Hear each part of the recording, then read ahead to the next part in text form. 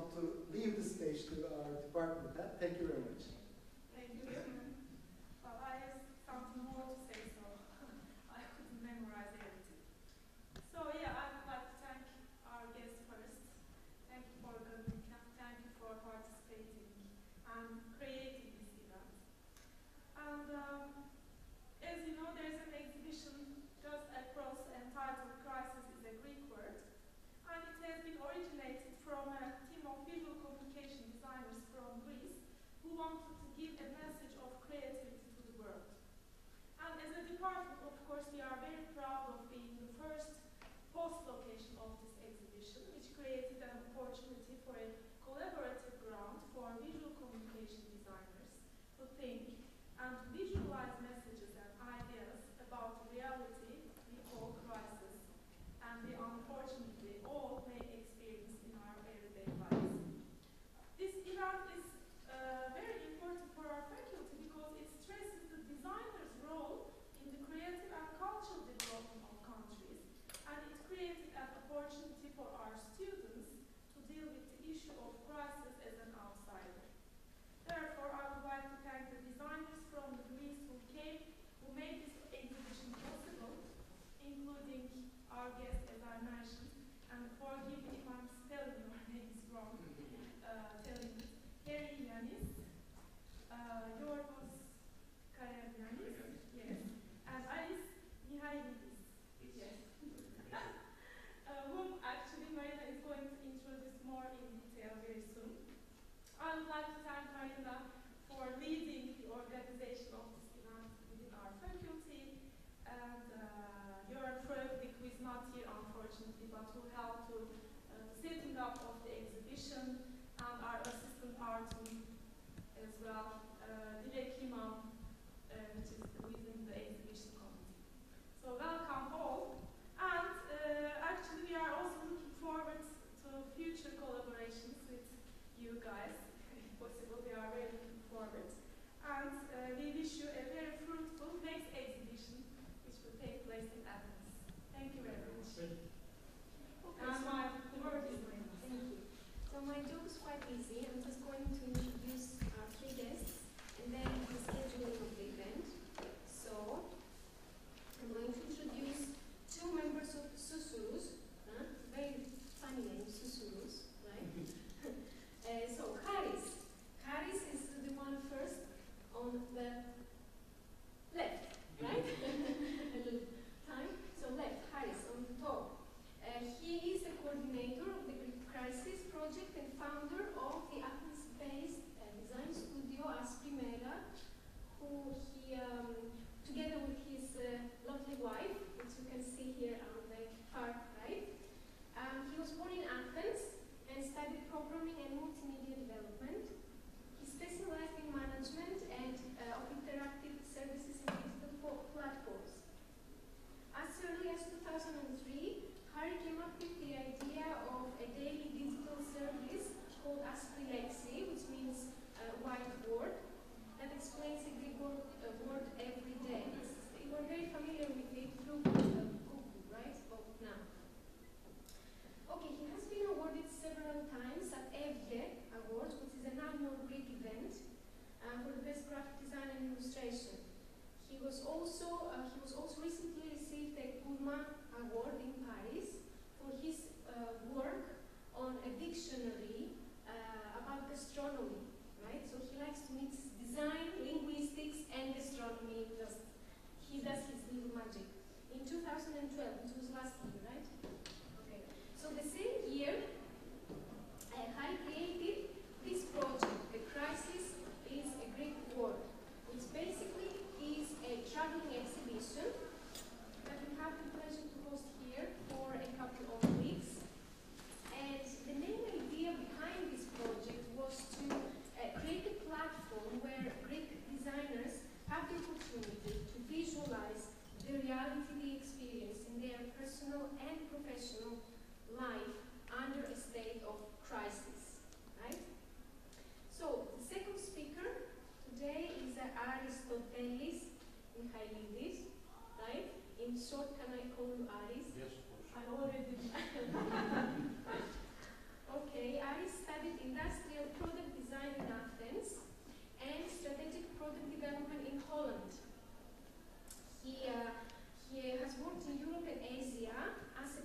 designer and project manager. Since 2008, he is the managing director and executive producer of the design studio Nomint Athens. I'm sure you've seen some of his works out there already, so you are familiar with his works. Nomint is an internationally awarded motion design studio and has collaborated with the biggest advertising agencies in Greece and in Europe, like Bold, Ogilvy, Athens, and Leo Burnett. Right? Leo Burnett, yeah. Leo Burnett, yeah. Thank you. And work for clients such as Coca-Cola, Google, National Bank of Greece, still exists? Yeah. And Yeah. Alpha. And the third speaker for today is Georgios Karagiannis. Was born in Athens and studied graphic design at the Technological Educational Institute in Athens, which is basically the only state school for graphic designers in Greece, Yes. right? Okay, since his early steps in the profession, he worked for the advertising industry and collaborated with companies such as Scott Thompson, where he worked for 6 years as senior art director. He supervised works for Greek and international companies, for instance, Vodafone, Shell, Trident, and Smirnov, among other works. And many of his designs have been awarded at the Hermes Awards, which is an event organized since 1989 by the Greek Association of Advertising and Communication Companies. In 2003, which is like 10 years back, Yeah. right? Exactly 10 years. Exactly. Right? Together with Emanuela Pizzaxaki, that's a difficult one. She's a Britannic. Yes. Okay. He founded Two York, right? Very interesting name, which is a branding and design agency based in Athens that specializes in brand building and packaging design. Their multinational clients include Danone and Henkel, among others. Okay, so it's Harry's time now to take the floor. Sorry for interruption. For the sake of streaming, please use microphones. I know this is a small audience, but if you use microphones, we'll take healthier sound to the broadcast. All right. This event is broadcasting live on our website. Perfect. Yes, thank you. Sorry about that. No. It means that I'm not doing my job well. I promised you I will do this. I will explain the scheduling of the event, right? I didn't. So now it's this one. Okay. So Harry's going to do the first presentation, and then Georgios. We're gonna have a break. After the break, Harris is going to make a slide presentation, right? For company design. And at the end, it's Aristotelis, why motion design, right? We have the question and answers at around 4:30, hopefully. We'll keep it this way. And finally, we have the student presentations. And we will introduce them at the time. And finally, we have the announcement for the winning poster, student poster, after the jury meeting we'll be having. You're still not using the microphone. I'm not still using the microphone. I'm a very, very bad student, as you can see. Okay, so. So let's use it. Yes. I would like to thank you for the presentation.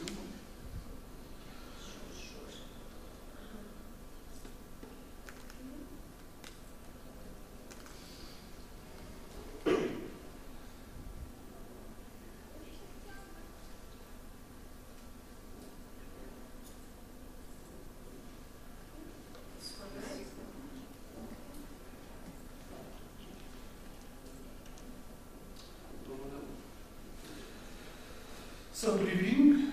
I would like to thank you for being here. I'm very glad that this is the first exhibition, and I would like to thank a few people at the beginning. And I will have the same problem with the pronunciation, so please forgive me for that. But I would like to thank Mrs. Boom, Mr. Neville Bass, Mrs. Julia, of course Marina Manuel for helping us, and Karin.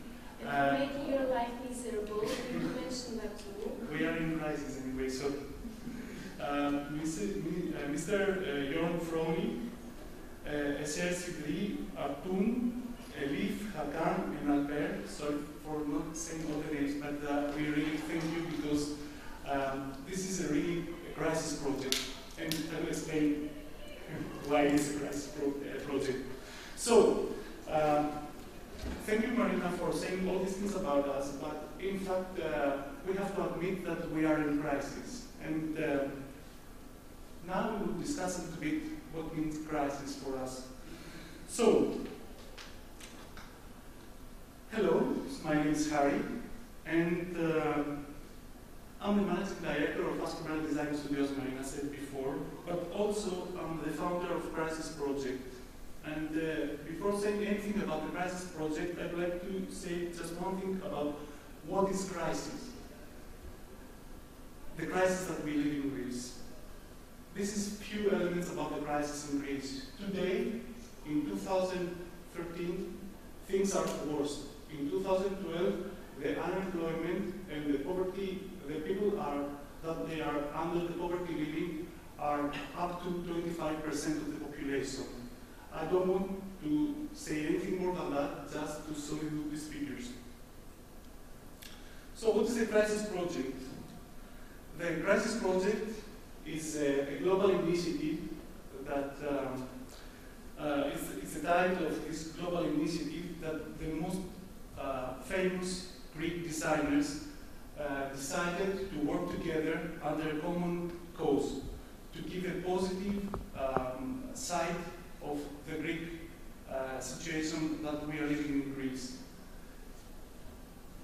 So we have 50 designers. Unfortunately, here you can see only 43 posters, but in fact there are some other designs that we would like to show you, and maybe we will arrange something in the future. And the important thing is that these designers are very well known abroad. I mean that there are a lot of distinctions with the national and international distinction, and this is what made me feel and think about this exhibition, that we are known abroad, but people, they don't know our work and what we and how we design in Greece in very difficult times. So in this case, we started this exhibition, and it's a worldwide exhibition that it will go to more than 25 places around the world. We now arrange new exhibitions in Athens, in Bulgaria, in Sofia, in Hong Kong, in China, in New York, in Paris, in Macau, and Taiwan. Okay. And the only thing we want is to use our creativity to show people that in Greece there are designers that are working hard and they can change things and do our lives better. So, why creativity? In Greece, we know that we have a very strong heritage, a very important heritage from the past.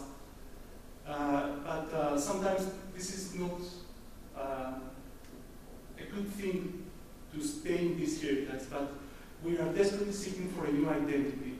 And we think that design is the only way to create this new identity. Greece needs, I think it's an emergency that we need a new identity. So we think that designers hold an essential role in this country's creative and cultural development, so we choose to lead the way towards the achievement of this new identity. I read this because this is our main goal. We want to move things forward. So we use the creativity, because creativity for designers is the tool that we have in our hands to create things for our everyday life. You know, the designers seek a balance between art and usability, trying to visualize messages and ideas, and create objects that we use in everyday life. And speaking about everyday life, because that was theory, and I'm a little bit uncomfortable to talk about theory. I would like to talk about everyday life. What means everyday life? So I will use an example from my experience and my everyday life during crisis. In 2010, two young ladies, it was at the beginning of crisis, decided to quit their jobs and find a new way to do business in Greece. They decided to start a new concept in Greece and to offer frozen yogurt to the Greek audience. They came to us and they said that we have this concept and we have the name Froyo and we would like you to design our new identity, our new stores and everything. So it was the first store in Greece back in 2010. We didn't have any experience, we didn't have any competitors, we didn't have anything before, just some experience from abroad. And we had images like this, but we didn't know at all how it was to have a frozen yogurt store. So we focus on words like simple, fresh, cool, healthy, modern, everyday life, and we create a whole brand new identity from scratch. And we knew that design would be very important for the success of this story. It is important for me to say that it was at the beginning of crisis. We create the full identity, menus, uniforms, labels, everything, cups. We create also, we work together with architects and we design their stores. And we choose to use algorithmic design in architecture to combine with our ideas and our keywords to offer to the Greek audience something modern, something fresh, and something innovative. That was the result. In 2010, there was only one store, and that was Froyo. It was our store. In 2011, there were 4 stores all over Greece, 4 different brands. In 2012, there were more than 346 stores of frozen yogurt all over Greece. 7 of them, they were Froyo. Today, we have more than 450 stores. So you see, this happened in crisis. We have a huge development, and we were based on design, and of course the product was good, and the culture was very familiar in Greece, but we didn't have any experience before. That was a small example to show you what can happen during crisis. From that time, we have a lot of competitors. My friend Georgios here, he designed another store, but we are still friends. And what we succeed is that as we were the first store in Greece, all the next tries, the competitors, they invest in design. And that was great for us because now the frozen yogurt industry in Greece, it's a very developed industry. So let's go back to theory now. And what I want to say is that during crisis, people find a way to art and design. And why I'm saying that? In Argentina, during bankruptcy, a few years ago, 60% of the population were under the poverty limit. But at the same time, in Buenos Aires, the capital of Argentina, there were more than 550 plays, theatrical plays, just in 1 year. In the crisis in the United States, I think you know the Lehman Brothers story, in 2008, 2009, the museums realized that they have an increase in visitors, especially MoMA, that is one of the most expensive museums in the world.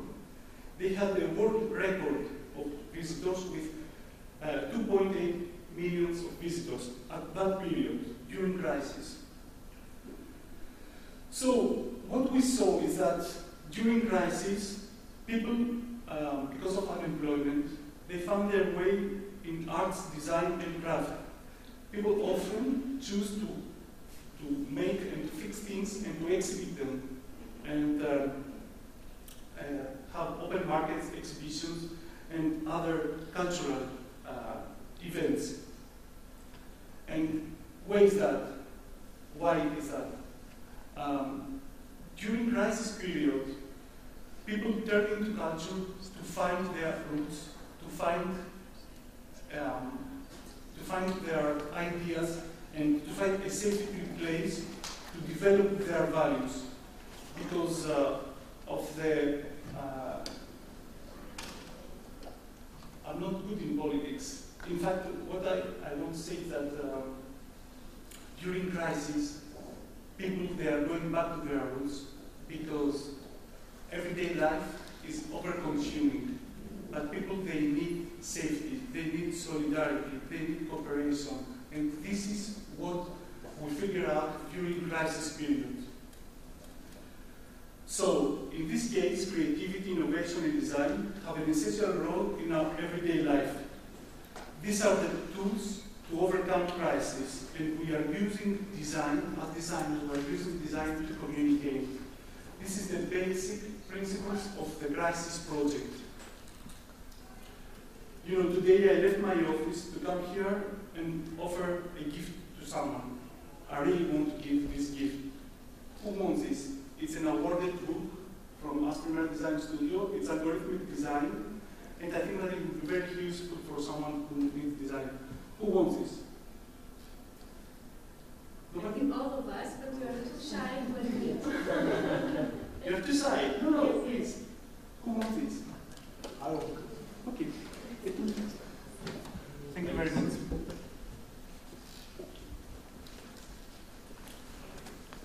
So, why I'm doing this? It's because my advice is that get out of your comfort zone, because the magic happens somewhere else.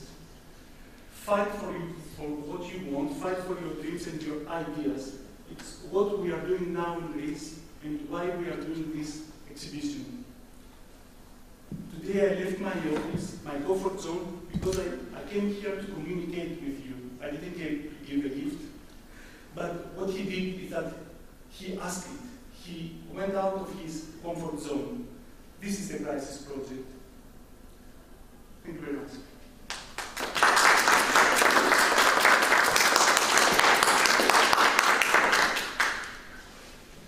So after Harry, Georgios. Georgios. Okay. You want my help? I think I can manage it. We're a small audience, so you all need to be polite with me and with my English. I wanted. Practice some Turkish, I heard. Yes. Just a minute. Guanati arkadaşlarım. Is okay? and in the last, it's better. I know that better. It's τι σου γκρινιουρούμ. But it's for the when I finish. So,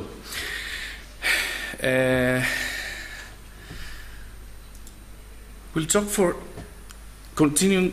I think we didn't communicate about that, but there's a continuity in this in your thoughts in our presentation. That's why.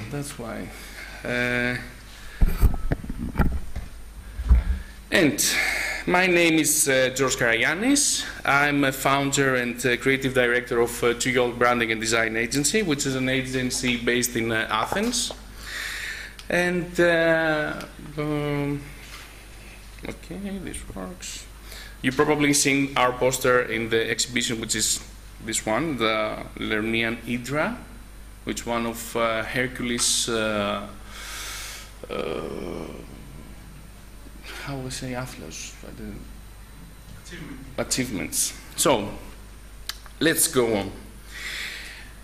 Today I would like to speak to you about a relatively new notion, the notion of nation branding.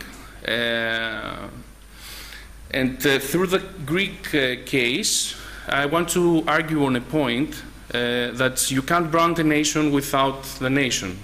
I'm a branding designer, so it would be easy for me to, okay, let's design a new logo or a new image, but I think that the problems are deeper. But first of all, I would like to start my presentation by setting some standards on what I believe about branding and nation branding.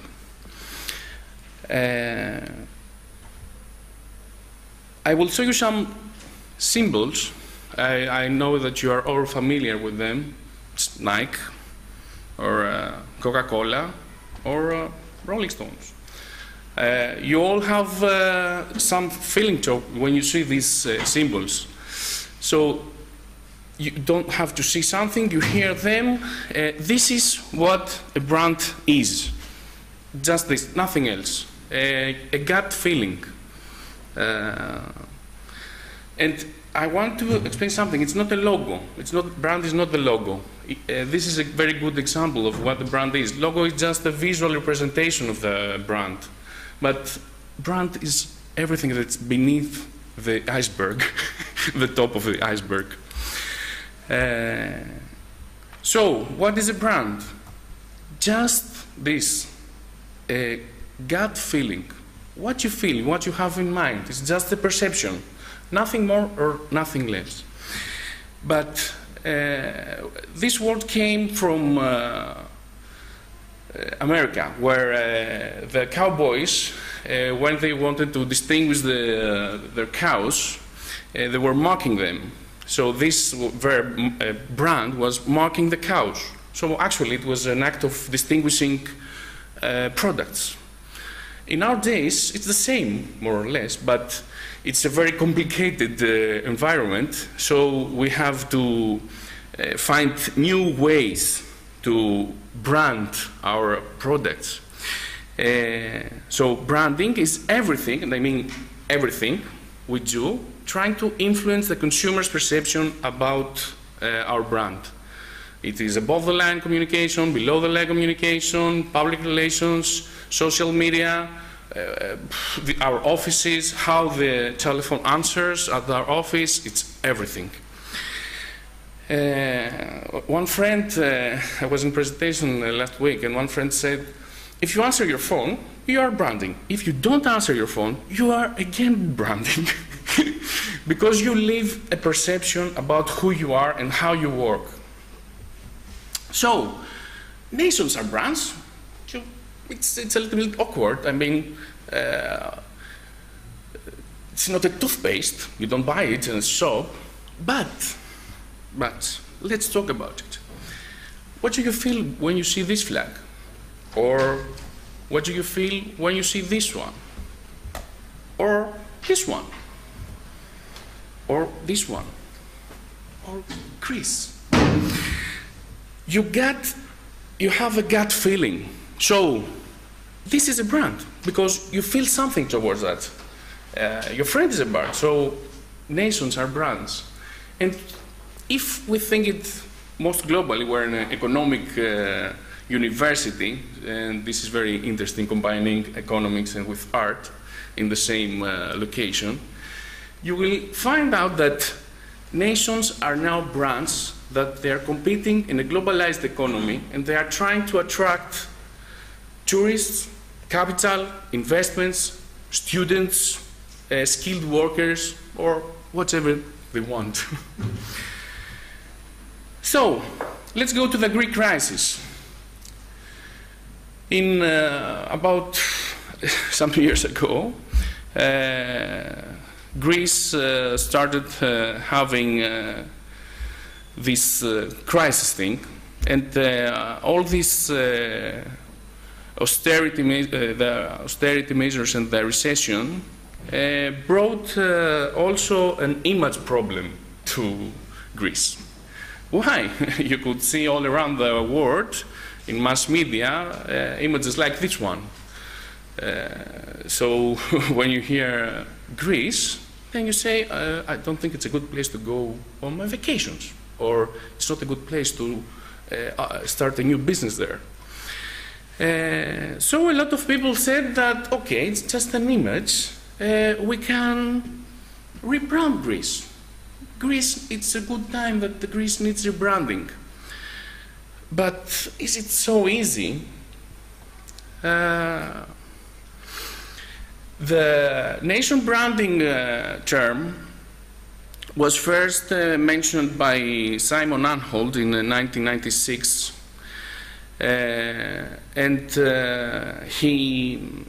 in 2005, he started doing this research, this global research, which is his National Branding Index, where he indexes the countries based on these pillars, on tourism, on people or exports, on culture and heritage, investment and immigration, and governance. So we see that branding, the perception, not branding, the perception we have about the country is not just if it has good hotels to go on vacation. It's something more complex. It starts getting more complex in this global economy. And indexes like this one came to the present, and we can see what happens. So Greece should change more things, not just a branding campaign about tourism, for example. Of course, all this discussion about the nation and the brand of a nation raises a lot of questions about who is legitimate to handle a nation brand image. We see this picture because the first thing that comes to our mind, of course, is the presidents, the elected presidents of a country. But, for example, Obama dancing with his wife is telling something about America to us, which we are an audience, and we see this image, but we link USA with the image of Obama. On the contrary, if you see this image about Putin in the wild environment of Russia, you get another image of Russia. You connect Russia with another image. And these two pictures are not at all made by luck. The one wants to show that, okay, we're happy, we're dancing, forget Iraq, Afghanistan, all this, no problem. But the other, remember that Russia was a global power, and after the USSR, you understand what they want to say, they want to keep this meaning. So these pictures show that, okay, we are Russian, we are very powerful, and we keep doing that. So what are the ethical issues about nation branding? Very quick. Nations don't belong to brand managers. As I said before, they are not toothpaste. Nations don't belong to political parties because it's a highly, as I will say again later, it's a highly political action. Whatever a nation decides to do on nation branding will have to be at least silently accepted by the opposition party, for me. Nations stand for very deep emotions and ideas, and this is very critical. I will say an example that I will give you an example that it's very common to all of us, which is when a national team wins a World Cup, for example. Everybody cheers, goes out, and everybody is very happy. We like to belong somewhere. We like to have a flag. We are ready to fight about our flag. We are ready to fight about our nation. So our emotions are very deep about our nation. And the basic thing is that nation belongs to the nation's citizens and not to everybody else. So, as I said before, nation branding is a highly politicized action. If we want to find a solution how to manage all this stuff, one solution is to try to build a national branding team. NBT.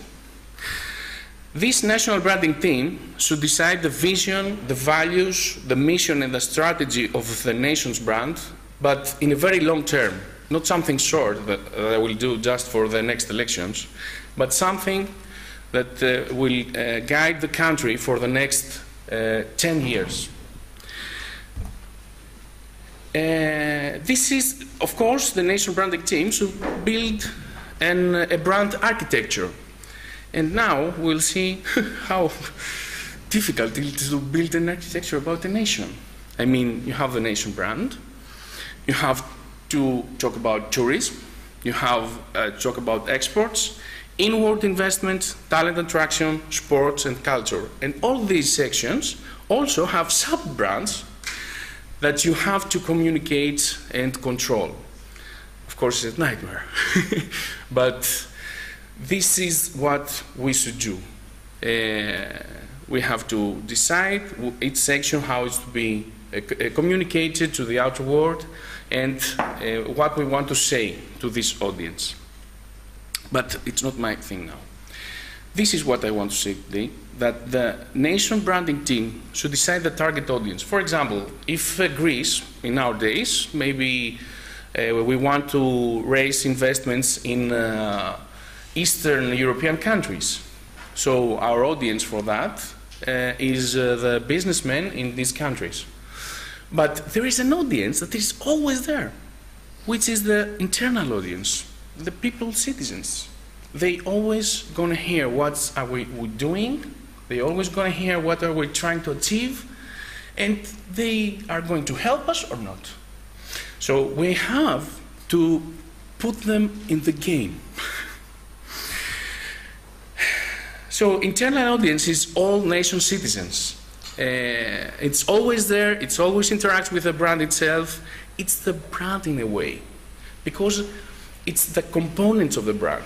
If I want to build a new product in fast-moving retail products, we have to decide first how it's the characteristics of the product. So it's something like that. If I want to have a good investments, I have to educate the companies to work in a business culture, what I say.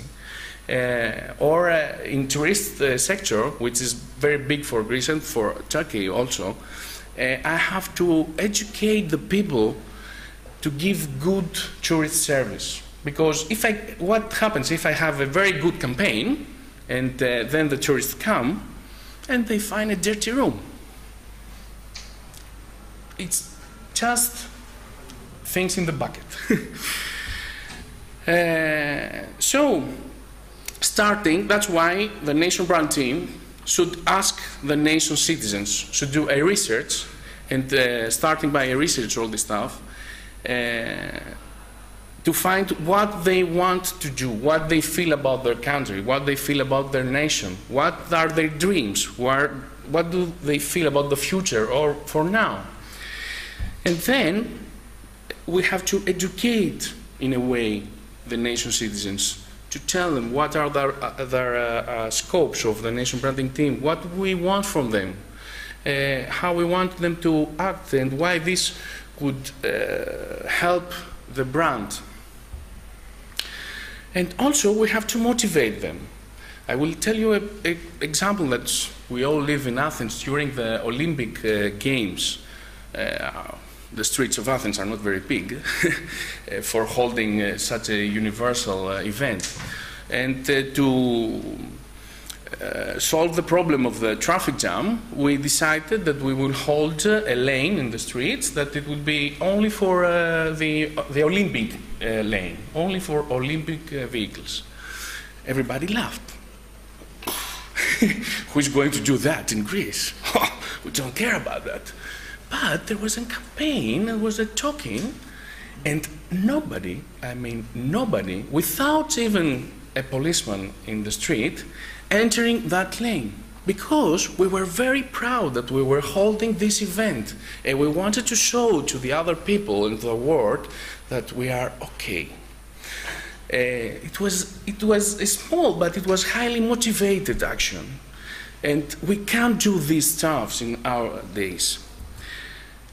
And all the above, of course, educate them, motivate, and ask people what they want, is a good way to engage them in what we say the nation brand.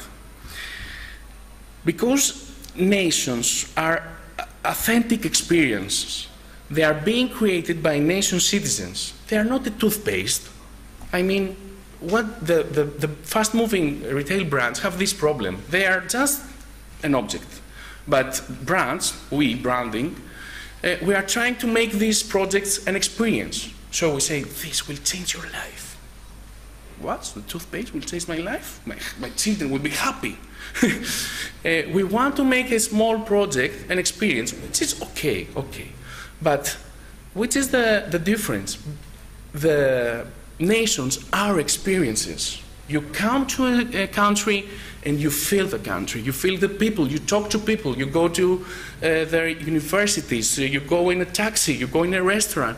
So you interact with them, you have a feeling about them, which is yours. The experience is there, and we are just now trying to make it brand. So when you're trying to find a way to go for vacation or invest your money, Greece will be at the top of your choices, among other. I think the result of what I want to say today is this poster, which was designed by Aristotelis. You can find also work of Harris at our exhibition. It was a crowdfunding campaign supporting the Greek tourism. This is a typical touristic picture in Greece. I mean, a coffee table and 2 seats where you can sit and drink your coffee or your ouzo. This image consists of very, very small, smiling people. It consists of real people, of Greeks, that they're welcoming to you, to their nation, to their country. So, I hope you enjoy it. And how we say that? Τη σουγκερίνιρου.